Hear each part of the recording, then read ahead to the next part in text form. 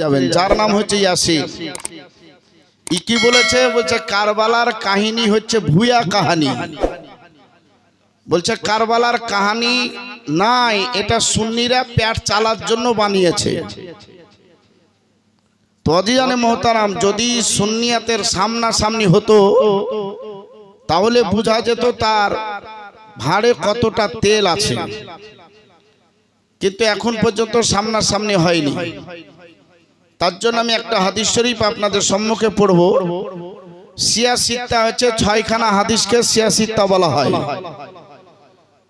তো 6টা হাদিসের মধ্যে একটা হাদিস শরীফ, এর নাম হচ্ছে মুসলিম শরীফ, দ্বিতীয় খণ্ড 390 পৃষ্ঠার মধ্যে একজন সাহাবী বর্ণনা করছেন, আন সাওবান রাদিয়াল্লাহু তাআলা ক্বালা ক্বালা রাসূলুল্লাহ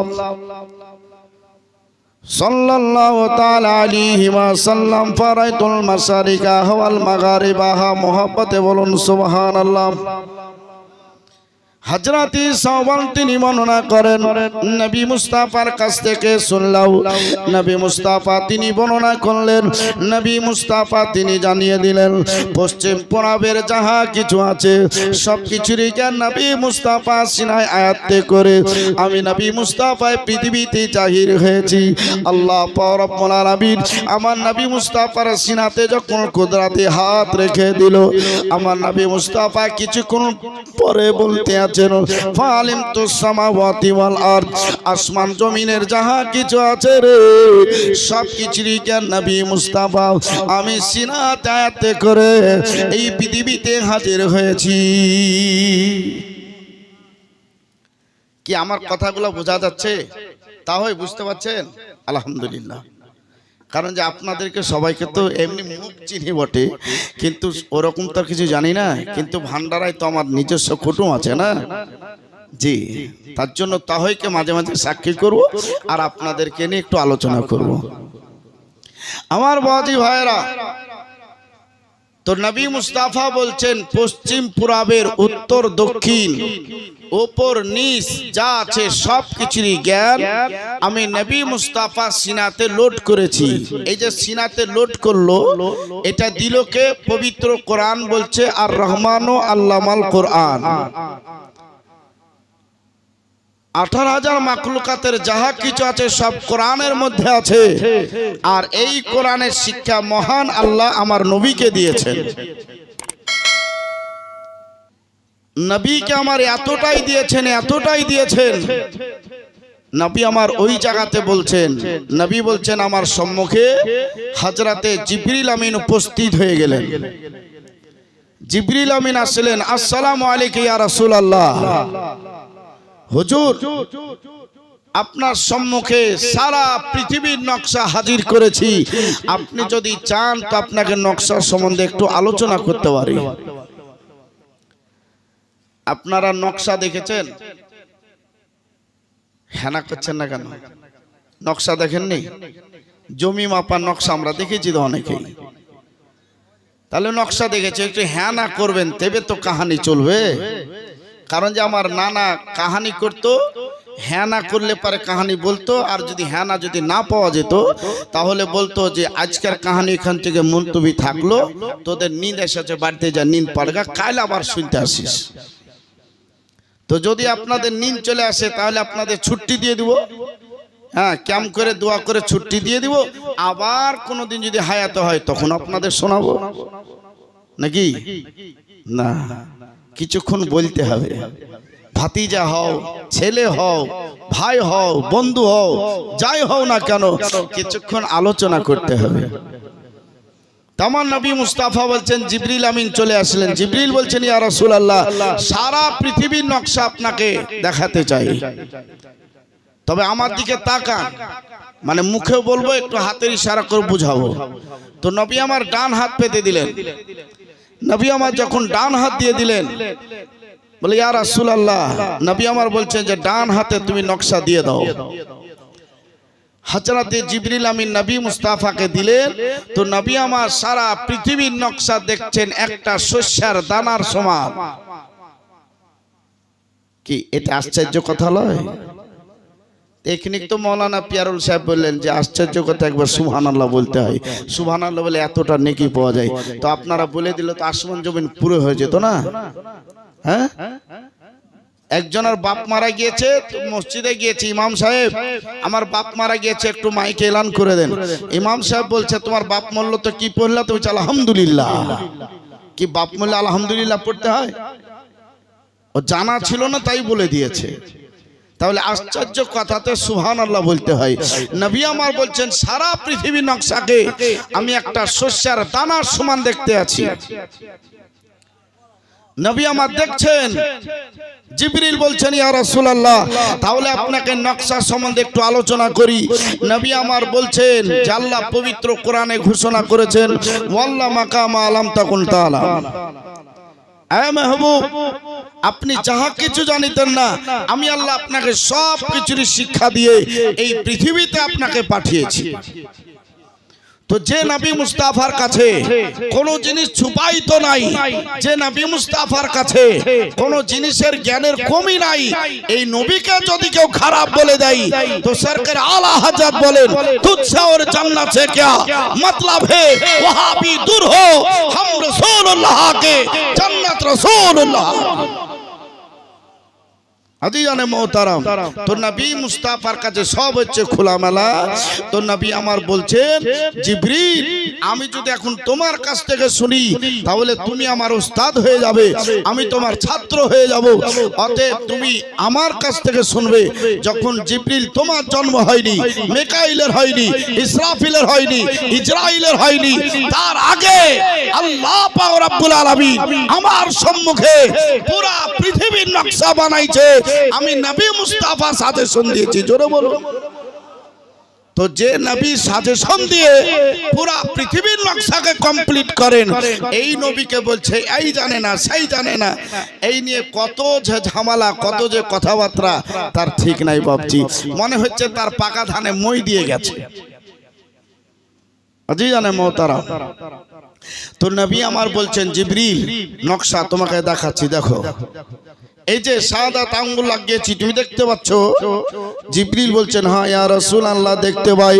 নবী আমার বলতে আছেন জিবরিল এই যে জায়গাটায় শাহাদাত আঙ্গুলখানা লাগিয়েছি এই জায়গা চারটা কোন চারটা দিক থাকবে, চারটা দিক থেকে যদি মাপটা টানা যায় চারটা মাপ চার রকম হয়ে যাবে, একটা মাপের সঙ্গে আরেকটা মাপের মিল হবে না।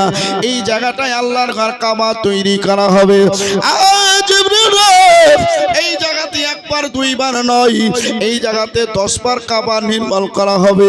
আমি নবী মুস্তাফা এই কাবাটা যখন নির্মাণ করে দেব ইলাল কিয়ামত, কিয়ামত পর্যন্ত এই কাবাটার কার ভাঙা হবে না, শুধুই মাত্র মেরামত করে এই কাবাটাকে সুন্দর করে রাখা হবে।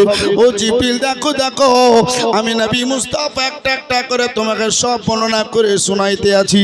নবী মুস্তাফা বলতে আছেন হযরতে জিবরিল শুনতে শুনতে হঠাৎ করে নবী মুস্তাফা একটা জায়গায় আঙ্গুলটা লাগিয়ে দাঁড়িয়ে গেল। আমার নবী মুস্তাফার মুখের কোনো কথাবার্তা কিছুই নাই। নবী আমার একবার চুপচাপ হয়ে গেছে। নবী মুস্তাফার দিকে জিবরিল আমিন তাকিয়ে দেখছে। আমার নবী মুস্তাফার চোখগুলা লাল লাল হয়ে গেছে। আমার নবী মুস্তাফার চোখে সরাসরি পানি চলে এসেছে। নবী গো আপনি এতক্ষণ নকশার সম্বন্ধে জানাইছিলেন, কতই ভালো লাগছিল, কিন্তু আপনি এখন কিসের জন্য দাঁড়িয়ে গেলেন? আপনি আর কোনো কথাবার্তা বলছেন না কেন? নবী আমার বলছেন জিবরিল এই জায়গাটা কি তুমি চিনতে পারছো বলো বলো। জিবরিল বলছেন ইয়া রাসূলুল্লাহ ওই জায়গাখান আমি চিনতে পারি নাই, ওই জায়গাখান আমি বুঝতে পারি নাই। নবী আমার বলছেন এই জায়গা দেশটার নাম হচ্ছে ইরাক, ইরাকের একটা জেলার নাম হচ্ছে কুফা, আর যেই জায়গাটা আমি আঙ্গুলখানা লাগিয়েছি ওটা জেলা বা দেশ গ্রাম যাই বলেন না কেন ওটার নাম নবী মুস্তাফা বলতে আছেন কারবালা। জোরে বলেন। জিবরিল ওই জায়গাটার নাম হচ্ছে কারবালা, চিনতে পারলে? জিবরিল বলছেন হ্যাঁ ইয়া রাসূলুল্লাহ আগে চিনতে পারিনি, এখন বললেন চিনে গিয়েছি। তাহলে জিবরিল জায়গাটা চিনতে পেরেছো? তো জিবরিল একটা কথা জিজ্ঞাসা করছেন, ইয়া রাসূলুল্লাহ, আপনি ইরাক বললেন, কুফা বললেন, কারবালা বললেন, ভালো কথা, কিন্তু এখানে কাঁদার তো কথা নয়, এখানে আপনার মনটা খারাপ হওয়ার তো কোনো বিষয় নয়, তবে আপনার চোখগুলা লাল হলো, আপনার চোখে সরসর পানি দেখতে পেলাম, এর কারণটা কি?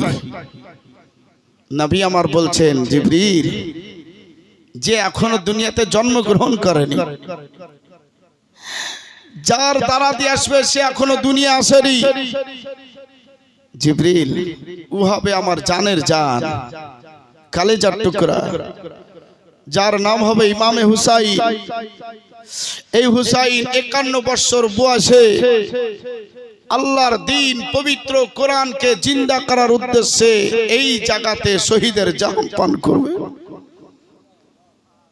যখন এইভাবে বলে দেওয়া, জিবরিল বলছেন, ইয়া রাসূলুল্লাহ, নবী আমার বলছেন, পারো একটু প্রমাণ স্বরূপ মাটি এনে দিতে? জিবরিল বলছেন, নবী আমার যেই জায়গাটায় আঙ্গুলটা লাগিয়েছেন সেই জায়গাটা আমি চিনতে পেরে গেলাম, জানতে পেরে গেলাম, আমি সঙ্গে সঙ্গে সেই জায়গা থেকে আমি এক মুষ্টি মাটি এনে আমার নবী মুস্তাফার হাতে দিয়ে দিলাম। আমার নবী মুস্তাফা ওই মাটিটা নিয়ে ওই মাটিটা যখন নাকের কাছে লাগিয়ে দিলেন, নবী আমার বলতে আছেন, এই মাটি থেকে হযরত ইমামে হুসাইনের শহীদের গন্ধ পাওয়া যায়। এবার কিতাবটার নাম হচ্ছে মুকাদ্দামা ইবনে খালদুন দ্বিতীয় খণ্ড। এই দ্বিতীয় খণ্ড থেকে এটাই প্রমাণ করতে আছে, ওই মাটিখানা নবী মুস্তাফা যখন চেয়ে দেখলেন, ওই মাটিটাই তাজা তাজা রক্ত ঝরতে আছে। জোরে বলুন। এখনো বাচ্চা তো আসেনি গো, এখনো দুনিয়াতে আসেনি, এখনো ফাতেমাই তো আসেনি, তার আগে খবর দিচ্ছেন। এটা কি ভবিষ্যৎবাণী নয়? এটা কি গায়েবের বাণী নয়? তাহলে সেই মোল্লা ওয়াহাবিকে জিজ্ঞাসা করুন। আল্লাহর পবিত্র কোরআন বলছে, জালিকাল কিতাবুল লা রাইবা ফি, আমার মধ্যে কোনো সন্দেহজনক কোনো কথাবার্তা কিছুই নাই, সত্য কিতাব, একবারে বারহাক সত্য কিতাব। প্রথমেই প্রমাণ করছেন। তো এতে আছে কত? 6666টা আয়াত আছে। এই আয়াতের যদি একটা শব্দ, একটা জের জাবারকে যদি কেউ অস্বীকার করে দেয়, তো ফাকাত কাফার, সেই ব্যক্তি কাফেরে পরিণত হয়ে যায়। এটা হচ্ছে ফায়সালা। তো আল্লাহর পবিত্র কোরআন বলছেন যে নবী নূর, কিন্তু আজকে একটা জায়েত আছে বলছে কি নবী নূর নয়। আচ্ছা বলেন তো, কোরআন বলছে নবী নূর, আর ও বলছে নবী নূর নয়। আচ্ছা, আল্লাহর এই শব্দটাকে অস্বীকার করা হলো কিনা? অস্বীকার করা হলো। এক এক জায়গায় অস্বীকার করেনি।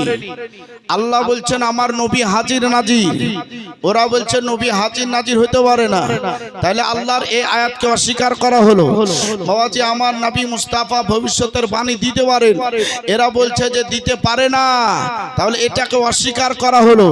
নবী মুস্তাফা একই সঙ্গে চতুর্ধার দেখতে পাই, এরা বলছে এটা সম্ভব নয়, তাহলে আল্লাহর এই কথাটাকে অস্বীকার করা হলো। তো আল্লাহর যদি এই কথাগুলাকে, আয়াতগুলাকে অস্বীকার করে, তো সেই ব্যক্তি মুসলমান থাকতে পারে কিভাবে? কখনো মুসলমান থাকতে পারে না। এর জন্য বাবাজি ভাইরা, যখনই আমরা তাদের সঙ্গে বাহাস করার জন্য বসি না কেন, আগে আমাদের শর্তনামা থাকে, তোমাকে মুসলমান প্রমাণ করতে হবে। আগে মুসলমান প্রমাণ করো, তারপরে দরুদ ক্যাম জ্বালিয়ে বাহাস করবা তুমি করো, কোনো অসুবিধা নাই। আমার বাবাজি ভাইরা, তো নবী মুস্তাফা সাল্লাল্লাহু তাআলা আলাইহি ওয়া সাল্লাতু তাসলিম সেই জায়গাতে বলতে আছেন, হযরতে জিবরিল আমিন বলছেন, ওই মাটিটা যখন নবীকে দিয়েছি, তো আমার নবী মুস্তাফা মাটিটা নিয়ে যত্ন করে নিজের কাছে রেখে দিলেন। কতদিন রাখছেন বাপজি? একটা সময় চলে আসলো। কারণ যে শর্ট হিসাবে পয়েন্টে আমাকে একটু জীবনী করতে হবে, তার জন্য ভাবছি। তো একটু যেই সময়টা চলে আসলো, এই সময়টায় নবী মুস্তাফা ফলো করতে লাগলেন। তো নবী আমার ফলো করছেন, এই মাটিটাতে এমন একটা খবর দিবে, এই খবরের টাইমে আমি নবী মুস্তাফা দুনিয়াতে থাকবো না। আমার ফাতেমা থাকবে না, হযরতে আলী থাকবে না, সাহাবায়ে কেরাম বেশ কয়েকজন থাকবেন না। যখন মহিলাদের দিকে নজর করলেন তো নবী আমার দেখছেন আমার ৫তম বিবি, যার নাম হচ্ছে হযরতে উম্মে সালমা। এই সালমা সেই টাইমে থাকবে। তো আমার নবী মুস্তাফা সালমাকে ডাকলেন, সালমা এই মাটিটা তোমাকে যত্ন করে রাখতে হবে, বহুত দিন তোমাকে যত্ন করে রাখতে হবে।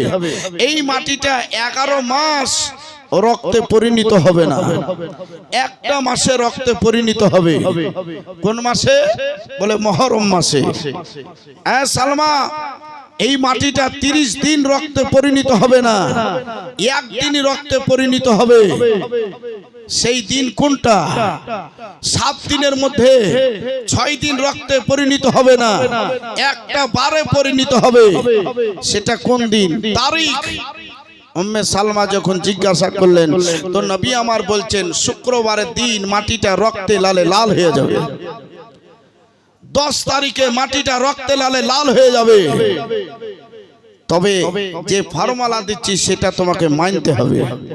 আল্লাহ যেই ফর্মুলাই 18,000 মাখলুকাতকে কমপ্লিট করেছে সেই তারিখেই মাটিটা রক্তে লালে লাল হয়ে যাবে। মুহররম মাসের 10 তারিখ শুক্রবার জুম্মার নামাজের কিছুক্ষণ পরে এই মাটিটা রক্তে পরিণত হবে। তখন তুমি পুরা মদিনাকে খবর করে দিবে। এখন যত্ন করে রাখো, কোন বছরে হবে এটা কিন্তু একটা কিতাবের মধ্যে মোটামুটি একটা রেফারেন্স, একটা বর্ণনা করা আছে। কিতাবটার নাম হচ্ছে শামে কারবালা, কিতাবটার নাম হচ্ছে সুলতানে কারবালা। এই কিতাবের মধ্যে শহীদ ইবনে শহীদ এই কিতাবের মধ্যে বর্ণনা করেছেন। বাপজি ভাই, তাহলে সেটা আমাদের একটু ফলো করতে হবে। নবী মুস্তাফা সাল্লাল্লাহু তাআলা আলাইহি ওয়া সাল্লাতু তাসলিম মদিনাতুর রাসূলে আলাপ আলোচনায় চাচিকে যখন খবর দিয়ে দেওয়া হলো তো চাচি সেই খবরে আজ দেখেন ফাতেমার বাড়ি উপস্থিত হবে। তো চাচি বলছেন খবরটা একটু আমাকে করে দিলে ভালো হয় না? বলছে চাচি শাবান মাস 5 তারিখ একবারে মেন ওয়াক্তি দুহা নাস্তা খাওয়ার টাইমে বাচ্চাটা ভূমিষ্ঠ হবে। চাচি বলেন আমি গেলাম তো বাচ্চাটা ভূমিষ্ঠ হইল তো পাক পবিত্র অবস্থায়, কোনো নাপাক কোনো জিনিস ভাঙেননি। মা ফাতেমা পাক পবিত্র অবস্থায় ছিলেন, পাক ছিলেন। কিছুক্ষণ পরে 2 রাকাত নফল নামাজ আদায় করে কোরআন তেলাওয়াত করেছেন। এই বাচ্চাটাকে নিয়ে নবী মুস্তাফার কাছে তো নবী আমার খুব আনন্দ করেন। জিবরিল আমিন চলে আসলেন, ইয়া রাসূলুল্লাহ যেই বাচ্চা নিয়ে আপনি বেশি আনন্দ করতে আছেন এই বাচ্চাটাকে কারবালার মাঠে শহীদের জাম পান করতে হবে। নবী আমার বলছেন জিবরিল এর আগেই তো একবার স্মরণ করিয়েছিল, আবার পুনরায় সেইটা তুমি আমাকে আবার স্মরণ করিয়ে দিলে। আমি নবী মুস্তাফা একটু নাতিকে নিয়ে আনন্দ করছিলাম। যখন জিবরিল তুমি আমাকে খবর দিলে এই খবরে নবী আমার আর মুস্কুরাহাট হাসেননি। নবী আমার মনটা একটু খারাপ করে চাচিকে বলছেন যাও ফাতেমাকে দিয়ে দাও। নবী আমার এই খবরে সেখান থেকেও কিন্তু একটা উক্তি পাওয়া গিয়েছে যে জিবরিল আমিন সেখানেও প্রমাণ দিয়েছিলেন। আমার বাজি ভাই, এই যে প্রমাণের কথাটা চলছে, এই যে প্রমাণের কথাটা আসছে, তো এই প্রমাণ করতে করতে নবী মুস্তাফা সাল্লাল্লাহু তাআলা আলাইহি ওয়া সাল্লাতু তাসলিম তিনি বলছেন যে বাচপানের যে একটা খবর, সেই বাচপানের খবর দিতে গেলে আমরা কারবালার খবর কিন্তু করতে পারবো না। তাহলে আমাদের কারবালার খবর করতে হবে।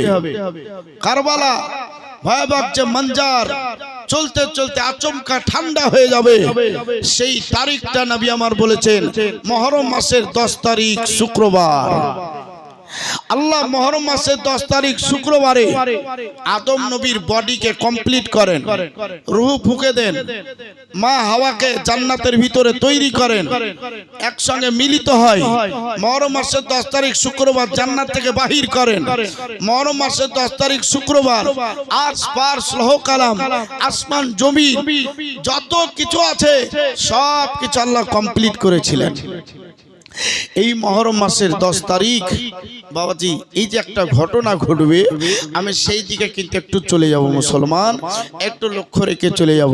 মাওলানা পিয়ারুল ইসলাম সাহেব যে একটা আরজির কথা বলে গিয়েছে সেটা অ্যাডজাস্ট করে একটু আপনাদেরকে শোনাই দিই। বাপজি ভাই সোনালাল 22 বছরের নওজোয়ান কিশোর